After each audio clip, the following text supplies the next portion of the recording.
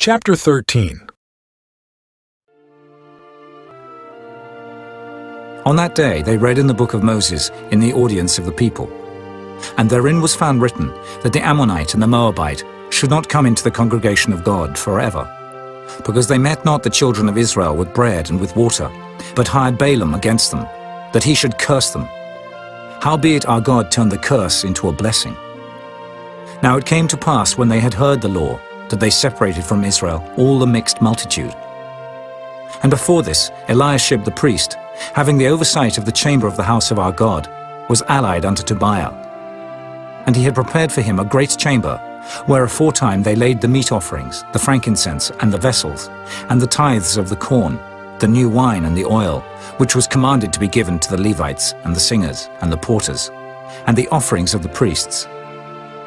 But in all this time was not I at Jerusalem. For in the 32nd year of Artaxerxes king of Babylon came I unto the king, and after certain days obtained I leave of the king. And I came to Jerusalem, and understood of the evil that Eliashib did for Tobiah, in preparing him a chamber in the courts of the house of God. And it grieved me sore. Therefore I cast forth all the household stuff of Tobiah out of the chamber. Then I commanded, and they cleansed the chambers. And thither brought I again the vessels of the house of God, with the meat offering and the frankincense. And I perceived that the portions of the Levites had not been given them, for the Levites and the singers that did the work were fled every one to his field. Then contended I with the rulers, and said, Why is the house of God forsaken? And I gathered them together, and set them in their place. Then brought all Judah the tithe of the corn and the new wine and the oil unto the treasuries. And I made treasurers over the treasuries, Shelemiah the priest, and Zadok the scribe, and of the Levites, Pedaiah.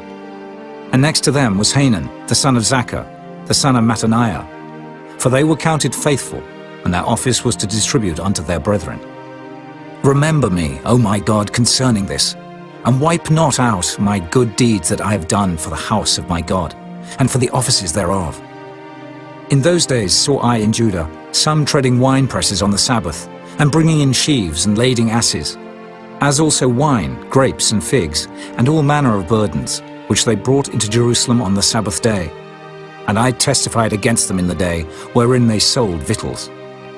There dwelt men of Tyre also therein, which brought fish and all manner of ware, and sold on the Sabbath unto the children of Judah, and in Jerusalem. Then I contended with the nobles of Judah, and said unto them, What evil thing is this that ye do, and profane the Sabbath day? Did not your fathers thus? And did not our God bring all this evil upon us, and upon this city? Yet ye bring more wrath upon Israel by profaning the Sabbath.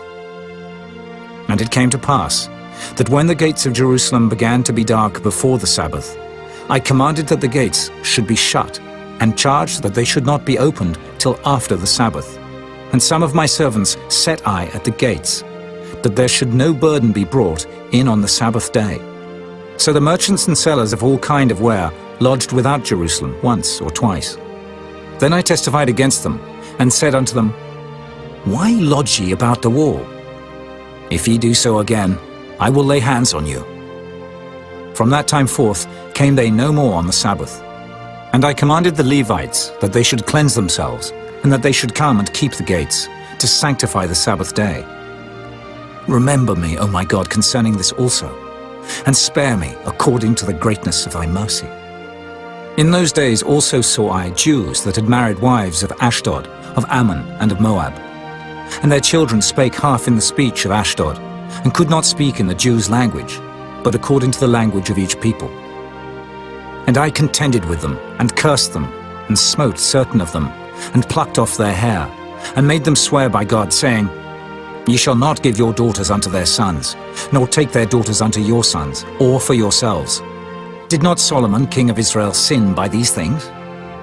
Yet among many nations was there no king like him, who was beloved of his God, and God made him king over all Israel. Nevertheless, even him did outlandish women cause to sin. Shall we then hearken unto you to do all this great evil, to transgress against our God in marrying strange wives? And one of the sons of Joiada, the son of Eliashib the high priest, was son-in-law to Sanballat the Horonite. Therefore I chased him from me. Remember them, O my God, because they have defiled the priesthood and the covenant of the priesthood and of the Levites. Thus cleansed I them from all strangers, and appointed the wards of the priests and the Levites, every one in his business. And for the wood offering, at times appointed, and for the firstfruits. Remember me, O my God, for good. And this concludes the Book of Nehemiah.